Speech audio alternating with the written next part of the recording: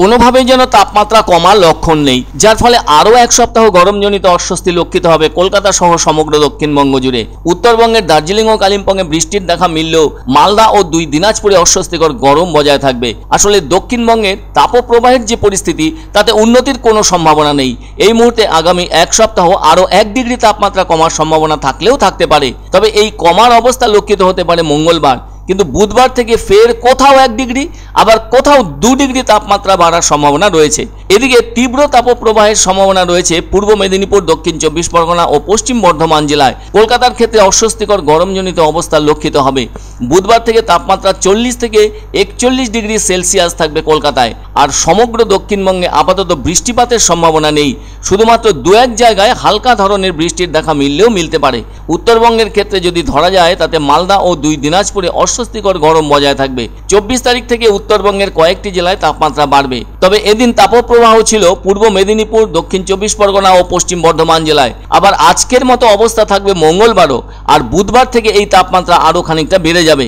তারই প্রভাব পরিলক্ষিত হবে মেদিনীপুর, বাঁকুড়া ও বীরভূম জেলায়। আবার কলকাতার ক্ষেত্রে 24 থেকে 26 এপ্রিল পর্যন্ত তাপপ্রবাহ বাড়তে পারে। অন্যদিকে দক্ষিণবঙ্গেও তীব্র তাপপ্রবাহের কথা জানানো হয়েছে।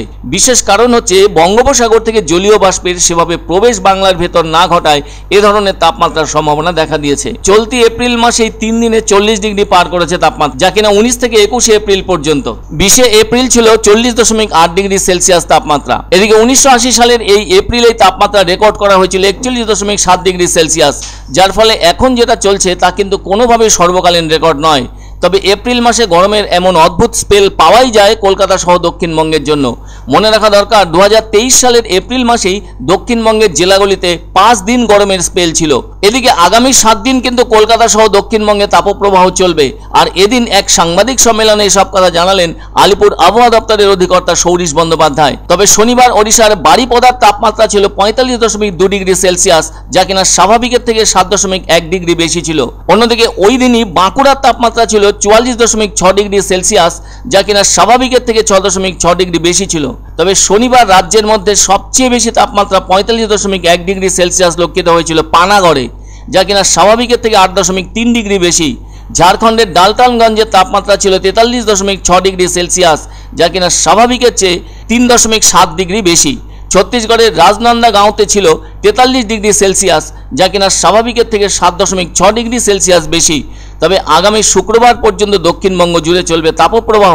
এমনকি 2 দিন পরও তাপমাত্রা আরও কিছুটা বাড়ার সম্ভাবনা রয়েছে বলে জানিয়েছেন আলিপুর আবহাওয়া দপ্তরের অধিকর্তা সৌরিশ বন্দ্যোপাধ্যায়। 22 তারিখে তীব্র তাপপ্রবাহ থাকছে পূর্ব মেদিনীপুর, দক্ষিণ 24 পরগনা, পশ্চিম বর্ধমান এই জেলাগুলো। 23 তারিখে একই রকম কন্ডিশন থাকার সম্ভাবনা। 24-এ আরেকটু স্প্রেডটা বাড়বে। এই জেলাগুলোতে থাকবেই, তার সাথে পশ্চিম মেদিনীপুর, বাঁকুড়া, বীরভূম এই জেলাগুলোতেও তীব্র তাপপ্রবাহের সম্ভাবনা থাকবে 24-এ। 25-এ আরেকটু তাপমাত্রা বাড়বে।